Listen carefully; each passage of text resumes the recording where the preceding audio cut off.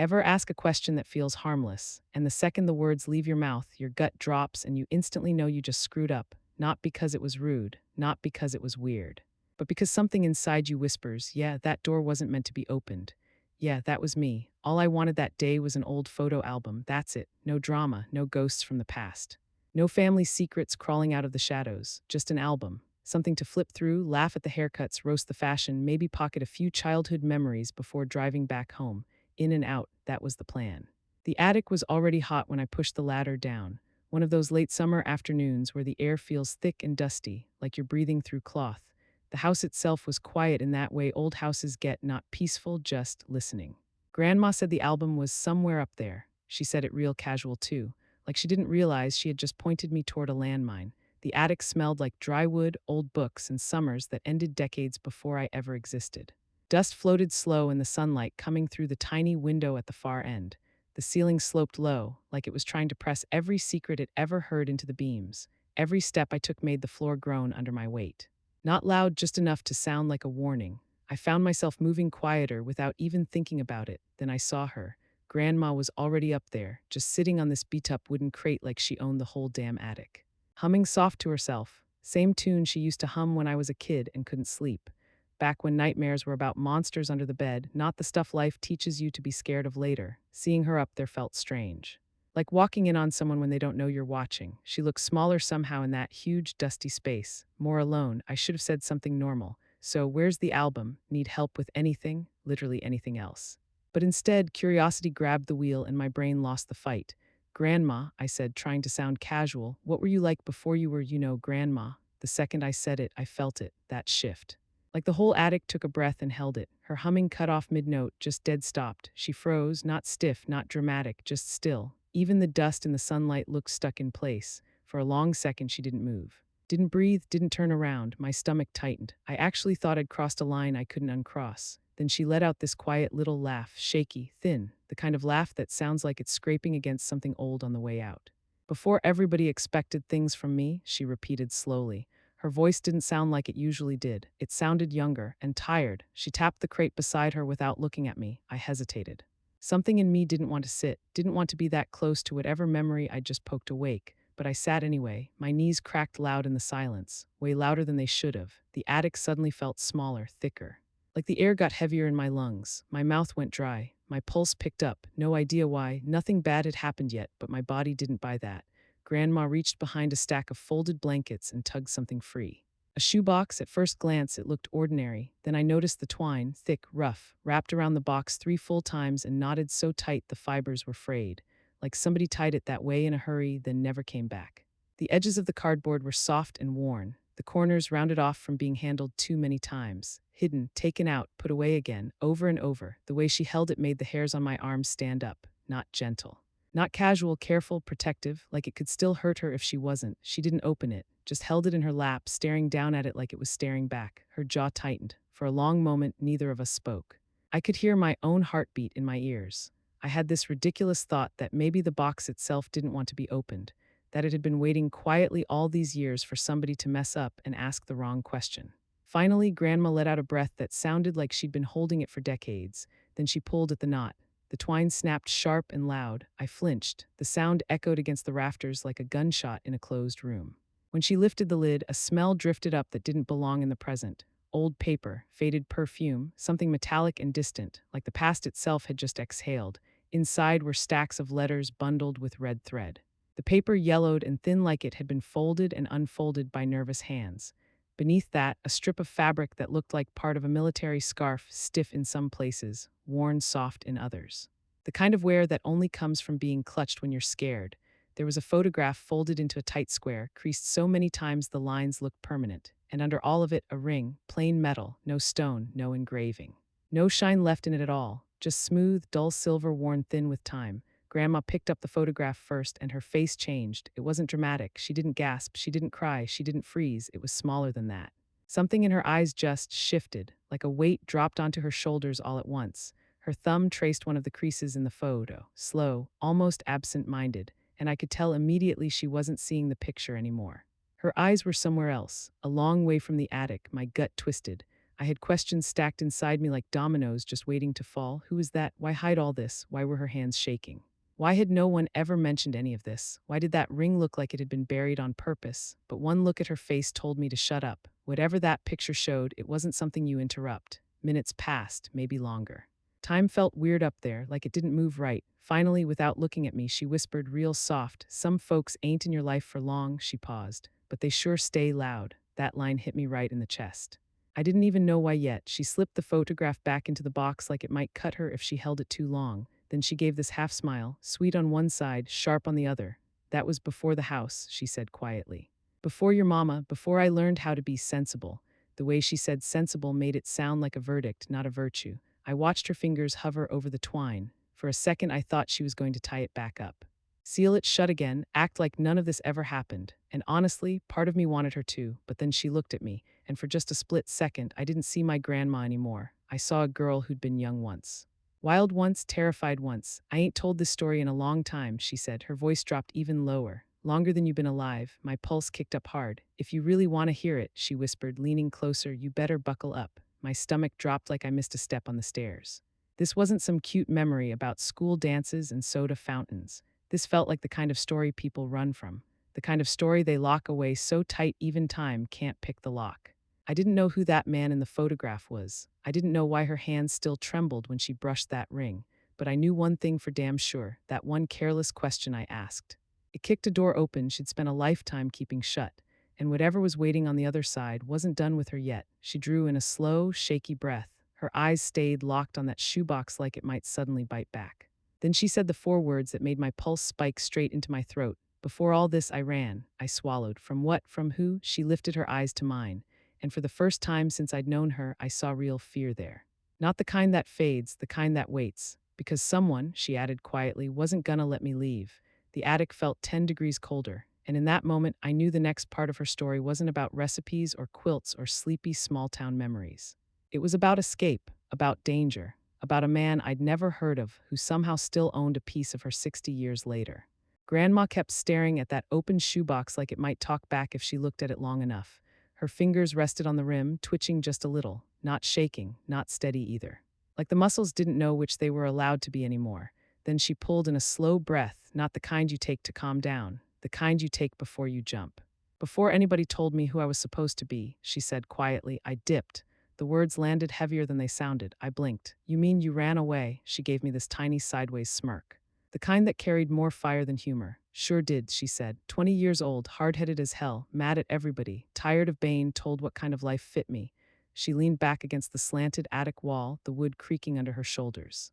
Her eyes slowly dragged shut like she was pulling a curtain down over the present. "It was June," she said. "One of those heats that sticks to your skin no matter how still you stand." I stuffed 2 dresses into a borrowed suitcase, shoved a couple wrinkled bills in my pocket, and caught the first train that wasn't gonna take me back home. No plan, no destination, just motion. She said the instant her feet hit that platform, her whole body felt wired, like every nerve woke up at once, like she'd just busted out of a cage she hadn't even realized was locked. The station was loud with life ripping itself apart, soldiers hugging their people like they might never get to again, girls crying hard into handkerchiefs already soaked through. Men pretending not to be scared while checking watches like time might break if they stared too long. Suitcases everywhere, steam hissing, metal screaming. Strangers brushing past each other like everyone was headed toward a different future but sharing the exact same goodbye. "And that's when I saw him," Grandma said. Her voice changed when she said it, not softer, straighter. "I noticed him because he wasn't in a rush," she said. "Everybody else looked scared of being late for something. But he leaned on that railing like time worked for him. Sleeves rolled up, sun hitting his hair just right, a faded grease stain on one knuckle, that crooked half-smile already sitting on his face like it had been born there. I didn't even realize I was staring," she said, until he looked straight at me. Instead of looking away like most folks would, he lifted one eyebrow and winked. Grandma's mouth twitched at the memory. "I should have walked the other way," she muttered. "Every sane part of my body told me to, but her feet never listened to sane." He slid onto the bench beside her like the space had always been saving itself for him. "You look like trouble," he said easy. She didn't miss a beat. "And you look like you'd enjoy that," she shot back. I laughed before I could stop myself. Grandma pointed at me without opening her eyes. "Don't you act surprised." I had teeth even back then. She said he laughed so hard his shoulders shook. loud, unguarded, the kind of laugh people only use when they don't think anyone's watching, and just like that, the space between them vanished. They started talking while chaos kept humming all around them, where she was from, where he wasn't going, dumb jokes, half-truths, tiny flashes of real stuff slipping into nonsense just enough to feel dangerous. But even in the middle of all that charm, she noticed things. The way he sat where he could see both ends of the platform, the way his smile dimmed for half a second when two military police walked past, the way he dodged questions about home by turning them into jokes. The charm was real, she admitted, but so was what lived under it. The train screamed and lurched as it came alive. Wind rushed through the open windows carrying heat and smoke, and the smell of fields rushing past. He tried teaching her how to whistle with 2 fingers and nearly got them both yelled at by the conductor. He bought her a soda with his last coin and said sharing a drink was basically a lifelong vow. She snorted so hard she almost sprayed the aisle. For hours it was just them, talking, laughing. Sneaking looks like kids who already knew they were in over their heads, but every so often she caught him scanning faces, like he was counting the room. There was something about him, Grandma said softly. Like I'd met him somewhere before, not in real life, just in feeling, like he matched a bruise I didn't know I had yet.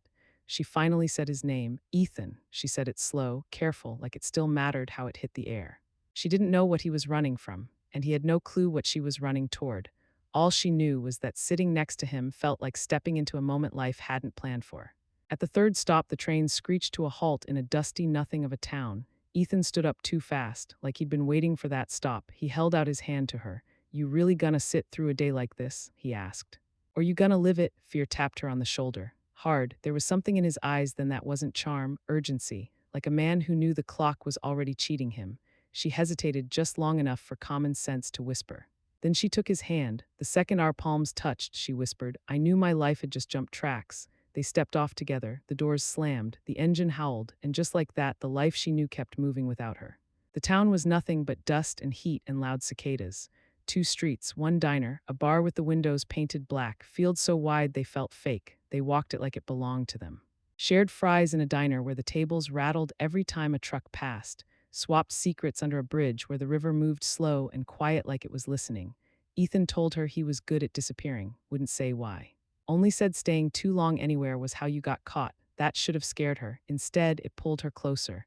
By sunset, she barely remembered what she'd been running from, but danger doesn't need permission, it just arrives. Grandma opened her eyes and looked straight at me. That one day, she said, that stupid bright day, is the reason that box stayed buried for 60 years. My stomach tightened. Because you only hide memories that hard when the ending is brutal. Whoever Ethan really was, he wasn't just a summer flirt. He was the kind of man who shows up once, rewires your whole chest, and leaves scars whether he stays or disappears. Grandma swallowed, her eyes went darker than regret. And that's when I found out, she said, that Ethan wasn't just drifting through town. She looked straight into me. He was already running out of time. Grandma took another breath, deeper this time, like she was pulling something heavy up from the bottom of a well, and said that after that wild, reckless train ride, she and the crooked grin boy finally named Ethan spent the next 3 days glued together like the universe was on a countdown. She said he showed her the whole dusty little town he grew up in, the diner with peach pie, so sweet it could knock your teeth loose, the riverbank where kids dared each other to jump off the rocks, and the old red barn where initials were carved into the beams like teenage time capsules. And yeah, she giggled, actually giggled. Then admitted she and Ethan carved E+M in one of those beams at midnight using his pocket knife, whispering like they were robbing a bank instead of vandalizing old wood. But the laughter didn't last. It slid right off her face when she said, 3 days, that's all we had before everything changed. My stomach dropped because I already knew where this was heading. Ethan wasn't just some charming runaway boy with a crooked smile. He was a soldier, with a draft notice folded in his jacket pocket, already stamped, already waiting. She said she didn't find out because he told her. She found out because he pulled out this goofy little photo of himself making the stupidest face imaginable, and the papers slipped out behind it. I wasn't supposed to see those yet, she whispered. When she confronted him, he didn't lie, didn't sugarcoat it. He just sat with her on the hood of an old truck, legs dangling, staring at the dirt like it had answers. He told her he was leaving in 4 days, and he didn't want the last memory before uniform and metal and fear to be loneliness. I wanted to remember laughing, he told her softly. And then you showed up. She said she didn't know whether to smack him, kiss him, or run, so she did the bravest, dumbest thing she could have chosen. She stayed. She stayed for all 4 days. They danced in that barn during a thunderstorm, their carved initials glowing under the lightning. She burned stew trying to impress him, and he ate every spoonful acting like it wasn't basically hot mud. She laughed so hard she snorted, and he told her that sound was gonna carry him through whatever hell came next. But for every moment of sweetness, there was a shadow trailing behind it. Grandma said some nights she'd hear him breathing just a bit too heavy, like he was practicing being brave for her. And when she'd ask what was wrong, he'd smile without looking at her and say, "Just counting stars, darlin'. I want to remember this sky." Then came the last night. He pulled her outside, handed her a folded scrap of paper, and said, "If we both make it to 80, meet me at the old train station. Just so we know life didn't beat us." She laughed telling me this, a soft awe tangled with a tiny, broken crack in her voice, because she said it was the dumbest, sweetest promise two young idiots could make. Morning came too fast. She said she watched him climb onto the bus, his hand pressed to the window, smiling through fear he didn't want her to see. He tapped the glass once, their made-up little signal, and then the bus rolled away, gone just like that. And the attic went still when she said it, like even the house understood the weight of it. She told me a part of her wanted to chase that bus barefoot down the road, screaming his name. Another part of her knew the world didn't work like that. Then she looked right at me, eyes bright and wet, and said, "That was the first time I learned that love and fear come in the same damn package." Grandma rubbed her palms on her skirt like her hands, remembered something heavy her mouth hadn't said yet. Then she told me that after Ethan left, life just snapped back into place, but none of it fit right. "It felt like walking around tilted," she whispered, "like I was wearing somebody else's skin." She went home, helped her mama, did chores, went to work, smiled when she was supposed to, but she said it all felt paper thin, like she was acting in a play about her own life. For weeks she checked the mailbox 3 times a day, pretending it was just habit, even though everyone could see the hope lighting her eyes up like a neon sign. Then came the morning that broke her. A gray morning, the kind that smells like rain and bad news. She opened the mailbox and found an envelope with shaky handwriting she didn't recognize. Not Ethan's clean swoops, not the crisp military print she expected. Just trembling letters barely spelling her name. She said something inside her fell straight through her stomach. She tore it open right there on the porch. Inside wasn't a letter from the army, and it wasn't from Ethan. It was from a soldier named Boone, Ethan's closest friend. Grandma whispered his name like it hurt to remember it. Boone apologized for the handwriting, said he'd grabbed paper during the chaos because Ethan didn't get the chance to finish this himself. That line alone made her knees almost buckle. The letter was short, rushed, smeared with dirt and something darker. The words jerked across the page like someone writing while running. Boone said their convoy had been ambushed. Gunfire, smoke, panic. And in the middle of it, Ethan shoved a half-written note into Boone's vest and yelled, "Tell her I kept my promise. I laughed all the way here." Grandma said that line felt like someone drove a fist through her ribs. Boone wrote that Ethan got separated in the chaos and no one could follow him. No body, no final word, just gone into the smoke. Then came the part that broke her voice when she told it. The note Ethan tried to write her, the one he didn't get to finish, ended mid-sentence. She said she could barely read it through the smear across the page, like a thumbprint or mud or fear. It said, "Maggie, if I don't make it out," and nothing else, a dash, like he meant to come back to finish it. Grandma said she stood there on the porch, the letter shaking in her hands, the world tilting so fast she thought she might faint. She let out this tiny, broken awe that cracked into silent sobbing she couldn't breathe through.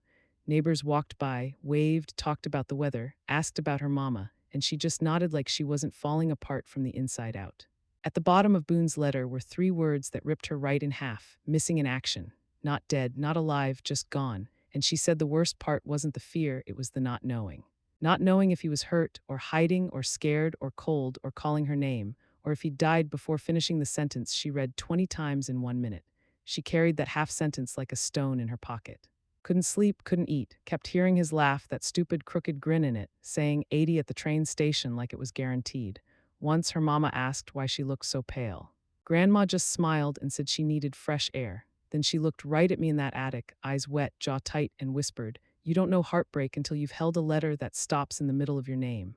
And hearing her say that, it made my own ribs ache, and I knew whatever came next wasn't going to get lighter, it was going to get heavier.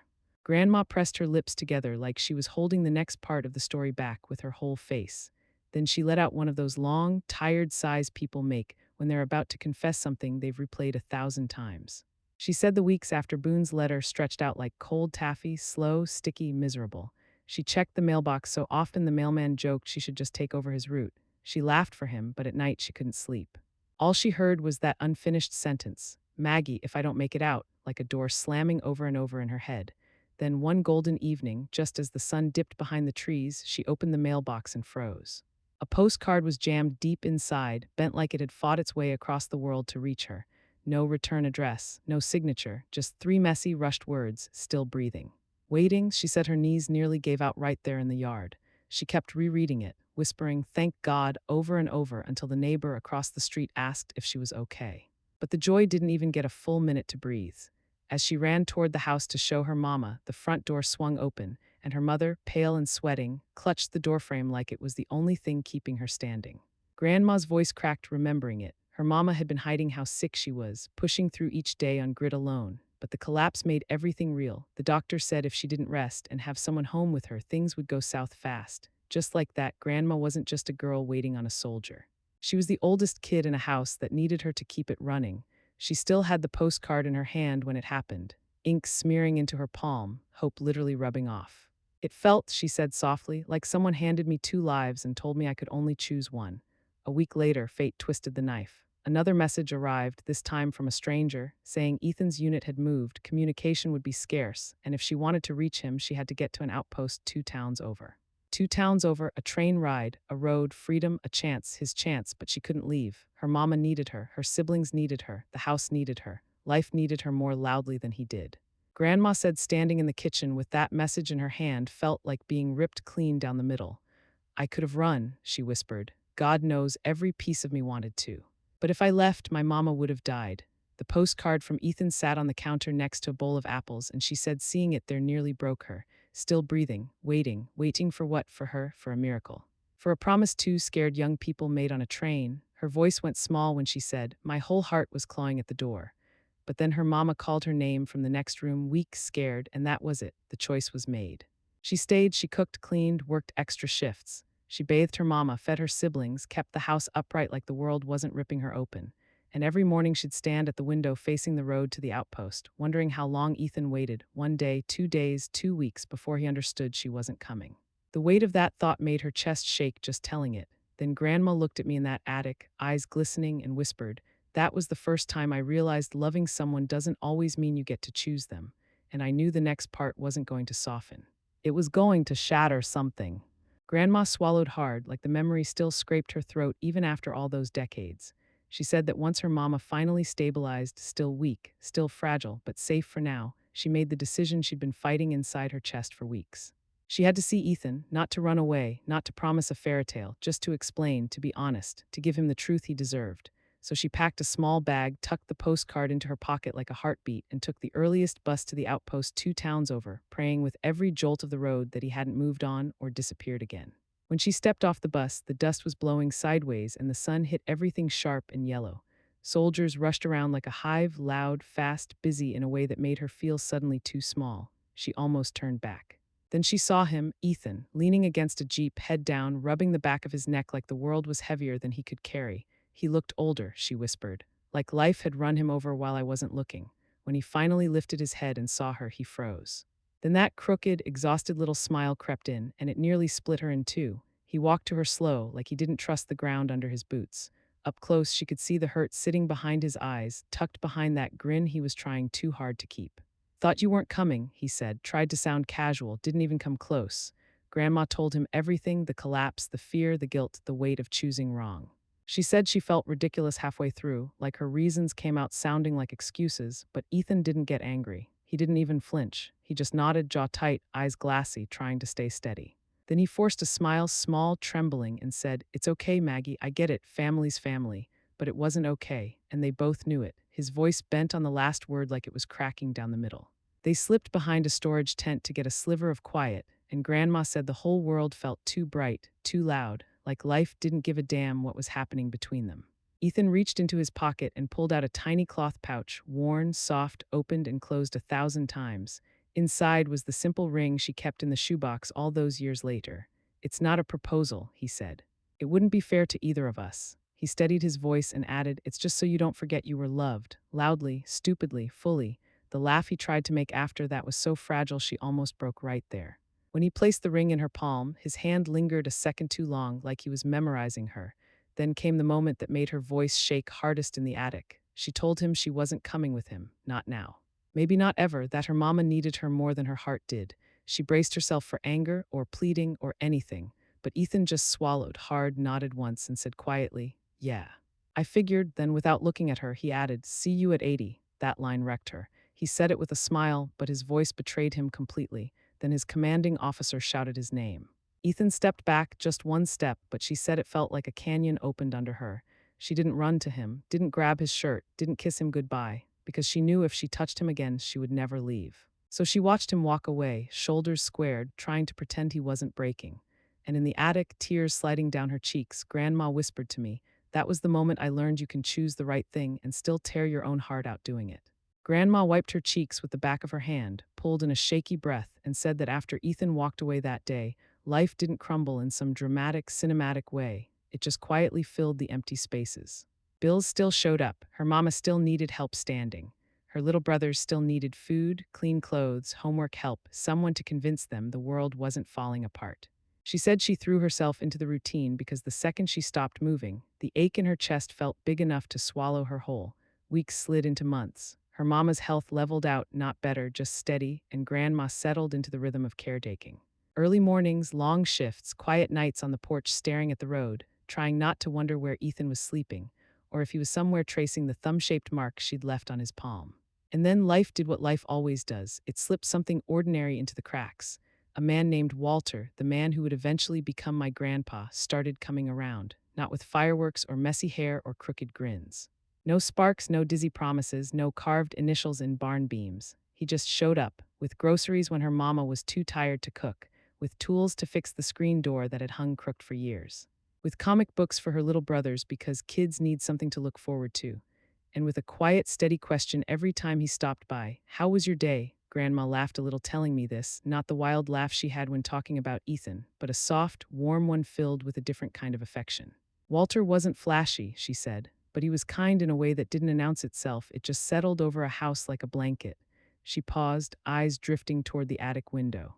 "He wasn't Ethan," she said softly, "but he was safe." That line hit like a punch, not because it was cruel, it wasn't, but because it was the kind of honesty that sits heavy in a room and refuses to look away. She told me Walter never pushed her, never asked for the story behind her faraway stares, never questioned why some nights she sat on the porch staring at the sky like she was waiting for something that wasn't coming home. He just held the door open, made sure her mama took her pills, made sure the kids ate, made sure the world didn't crush her. Eventually, years later, she married him. Not because he swept her off her feet, but because when she couldn't stand anymore, he helped her up. She said she grew to love him deeply, honestly, a love built from partnership, steadiness, and shared weight, not lightning. Not storms, something quieter, but just as real.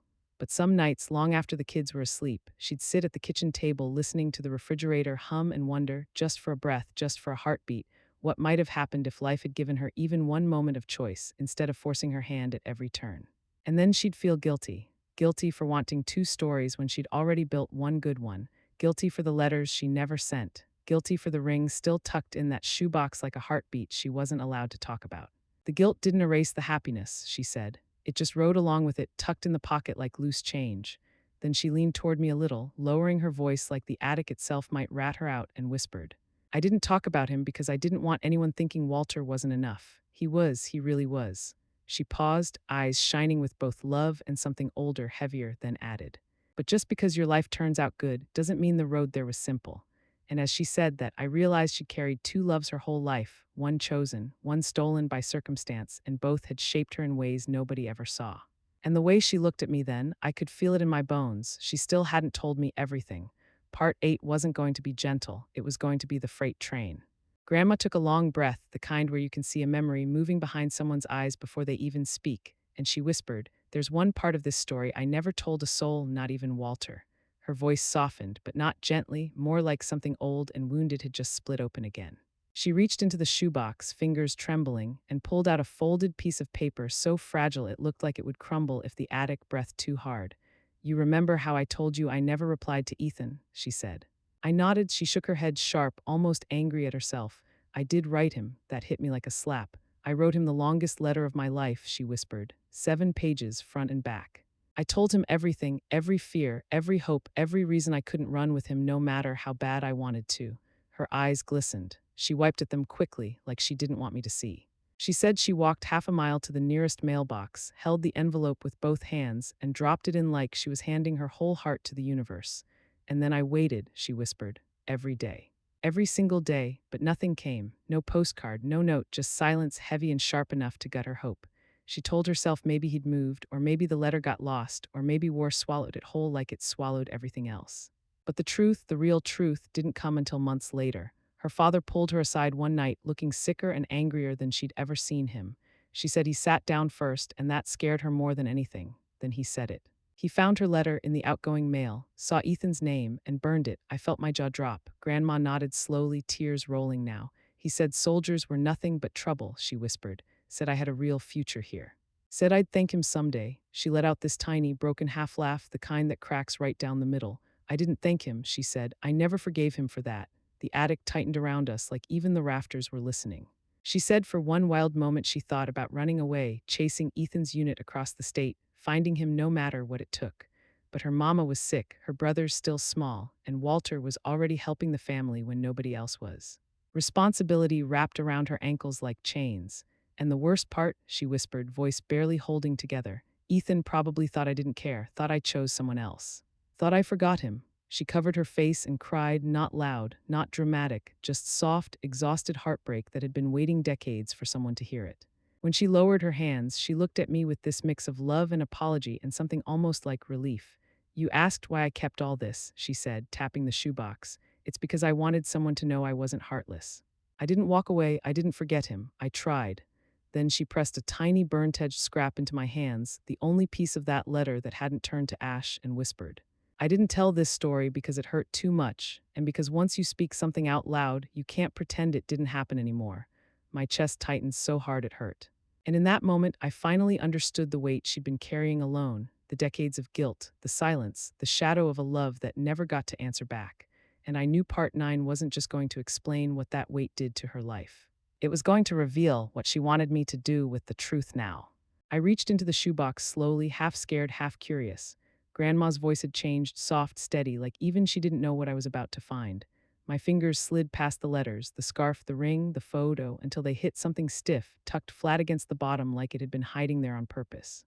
An envelope, old, yellowed, edges curled, and the handwriting shaky, familiar, sent a chill through me. Ethan, my stomach dropped. Grandma, I whispered, holding it up. She stared at it like she was looking at a ghost. I've never seen that before, she breathed. The air in the attic shifted. This wasn't new. This envelope had lived here longer than the dust. I opened it carefully and unfolded the single sheet inside. The ink was faded but still there. I started reading. Maggie, Grandma gasped, sharp, small, like thin ice cracking. I kept going. If you're reading this, I'm safe. Boone says he can get this home if he's lucky. I got your letter, every word, every page. I didn't know anyone could love me like that. Grandma covered her mouth, tears spilling instantly.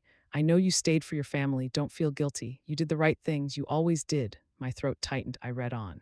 Tell your mama I'm grateful. Tell your father I understand. I wish he hadn't burned it, but maybe he thought he was protecting you. Grandma let out a broken, disbelieving little laugh. He wasn't angry. He didn't resent her. He forgave her before he ever knew the truth. Her shoulders sagged like someone had cut the strings holding her up. I never knew, she whispered. I thought he died thinking she couldn't finish, so I kept reading. If life gives us one more chance, I'll meet you at the station when we're 80, just like we promised. But if I don't make it to 80, live enough for both of us. Laugh loud, love big. Don't let your fire burn out. My vision blurred, but I read the last lines anyway.